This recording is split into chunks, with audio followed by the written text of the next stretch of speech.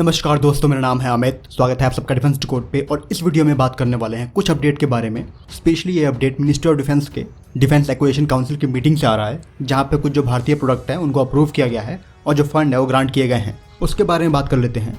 सबसे पहले जो फंड ग्रांट किए गए हैं वो 10,000 करोड़ रुपीज़ 1230 MKI के लिए अप्रूव किए गए हैं। और इसमें ऐसा पॉसिबल है कि इसमें जो स्पेयर पार्ट्स हैं वो भी इंक्लूड किए गए हैं।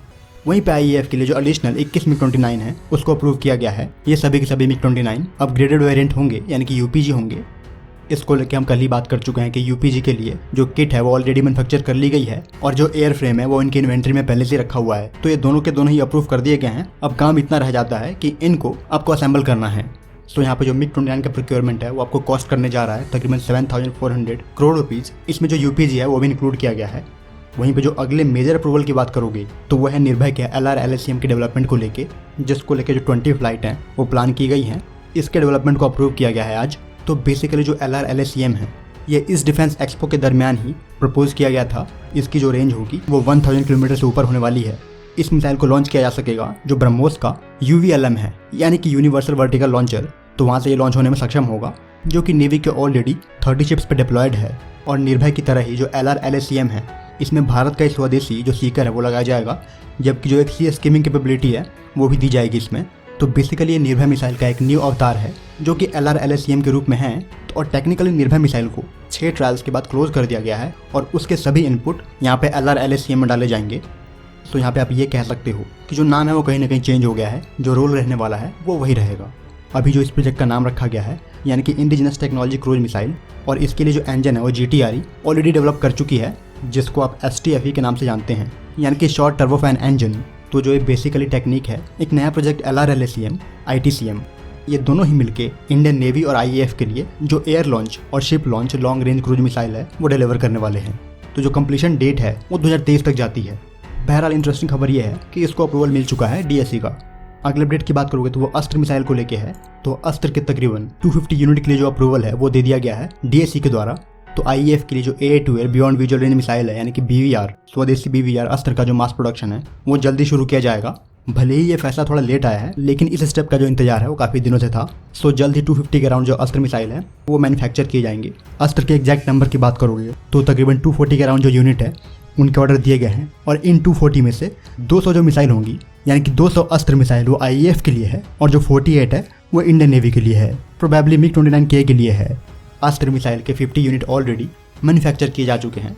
सो अभी स्पेसिफिक जो फंड है वो कितना ग्रांट किया गया है वो क्लियर नहीं है, लेकिन 39,000 करोड़ रुपीज़ अप्रूव किए गए हैं, जिसमें और भी सामान है, जैसे कि आर्मी के लिए जो सॉफ्टवेयर डिफाइंड रेडियो है उसके प्रोक्योरमेंट को अप्रूव किया गया है। और प्रोबेबली ऐसी पॉसिबिलिटी है कि भारत के जो इंडिजिनस सॉफ्टवेयर डिफाइंड रेडियो है, और ये जो सॉफ्टवेयर डिफाइंड रेडियो है ये बेंगलुरु बेस्ड कंपनी संख्या लैब्स का हो सकता है, जिन्होंने अभी हाल ही में अपने SDR के ऑफर में जो 5G NR और 6G ARIAN तकनीक है वो ऑफर की थी नेक्स्ट जनरेशन कम्युनिकेशन के लिए। तो बेसिकली जो आपके सॉफ्टवेयर डिफाइंड रेडियो होते हैं वो आपके आर्म्ड फोर्सेस को हेल्प करते हैं सिक्योर कम्युनिकेशन करने में, और जो एक होती है नेटवर्क सेंट्रिक कैपेबिलिटी वो ऐड करते हैं। बेसिकली जो आपका आर्म्ड फोर्सेस है वो किसी भी लाइन से कनेक्ट करके कम्युनिकेट कर पाएंगे।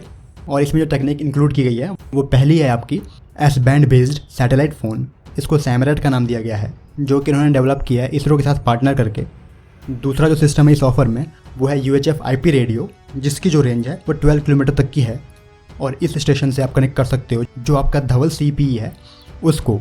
अगला जो सिस्टम है इसमें वो है satellite based vessel tracking system, जिसको नाम दिया गया है नवदूत का, जो कि एक two way mobile satellite service terminal है।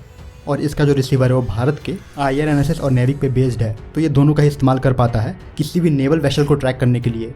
वहीं पे नेक्स्ट जनरेशन कम्युनिकेशन सोल्यूशन के लिए जो 5G NR है और 6G ARIAN है वो भी था इस ऑफर में। तो टेक्निकली ये जो दोनों तकनीक है वो आपको हेल्प करती है हर तरह के डायनेमिक कम्युनिकेशन में एडजस्ट होने में। तो ये सब इसके सॉफ्टवेयर डिफाइंड रेडियो में ऑफर किए गए थे। तो प्रोबेबली हो सकता है कि इसके प्रोक्योरमेंट के लिए जो फंड है वो ग्रांट किए गए हों। बात करते हो अगले सिस्टम के लिए, तो वो है BMP को लेके। तो इंडियन आर्मी के जो BMP सिस्टम है, तो उन BMP में जो फायर पावर है उसको अपग्रेड करने के लिए जो पैसे हैं वो अप्रूव किए गए हैं। अब वो हो सकता है कि उसको ATGM को अपग्रेड किया जाए, या फिर जो अदर वेपन सिस्टम है उनको अपग्रेड किया जाए।